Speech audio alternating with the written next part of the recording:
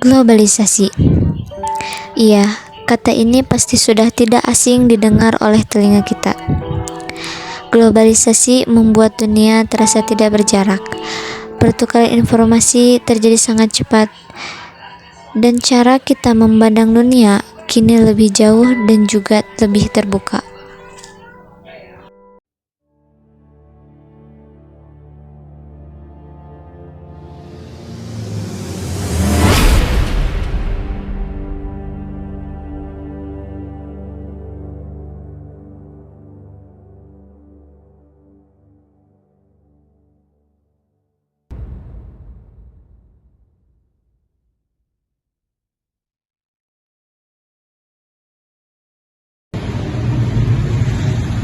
Pasti kita tidak akan menyangka kalau berbincang dengan teman yang jaraknya jauh dari kita.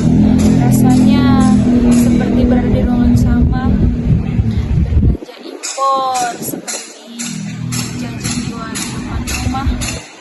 Rasanya dunia berputar begitu cepat. Namun di balik ini semua, apa dampak globalisasi ini untuk kita dan negara kita?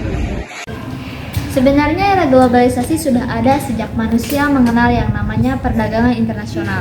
Hal ini terjadi sekitar tahun 1500 Masehi yang lalu, di mana itu artinya jauh sebelum Indonesia mengalami yang namanya penjajahan.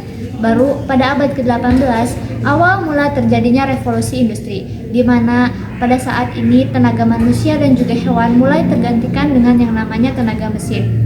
Hingga tidak terasa sampai sekarang, tahapan revolusi industri berada pada tahapan keempat. Kita tahu, tidak semuanya akan berjalan dengan baik. Lalu, apa dampak negatif dari pengaruh globalisasi ini bagi bangsa kita semua?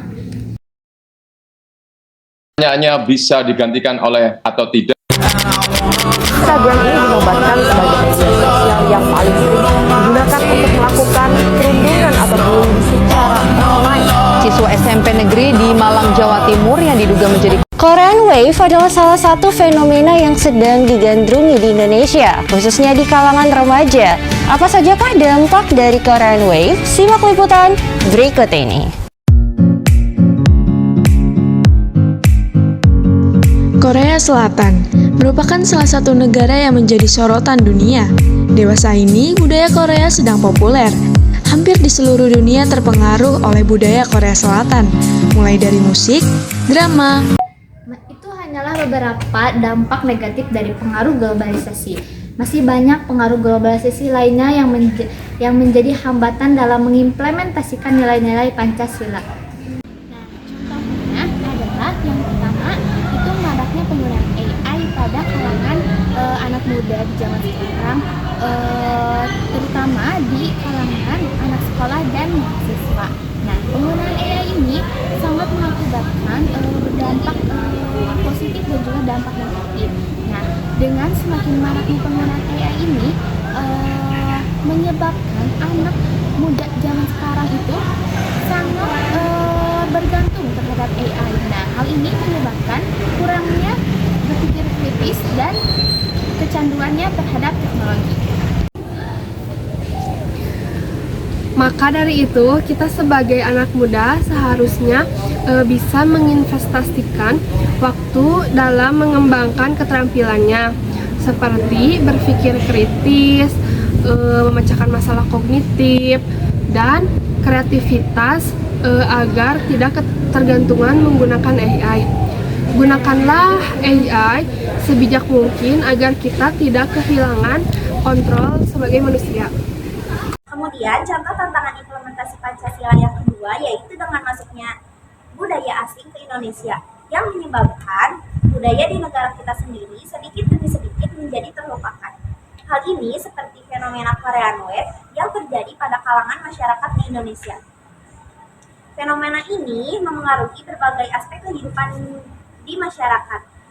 Contohnya seperti gaya hidup yang meniru budaya dari Korea. Hal ini dapat menyebabkan masyarakat Indonesia lebih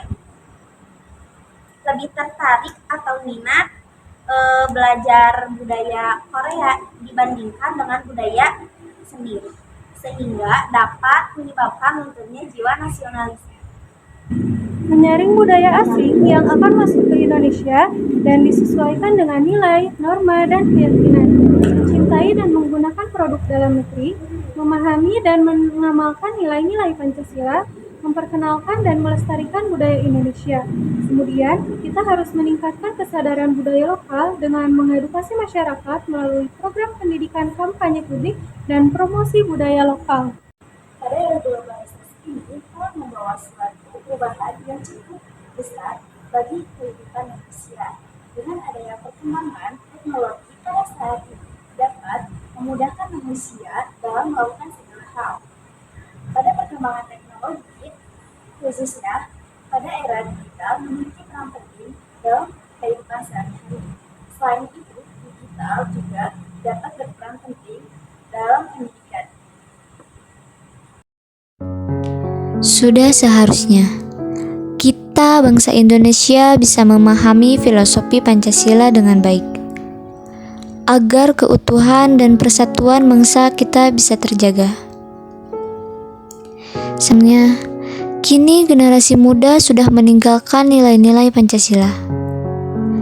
Globalisasi menjanjikan kepada kita ideologi alternatif, hingga menurunkan eksistensi dan daya tarik Pancasila.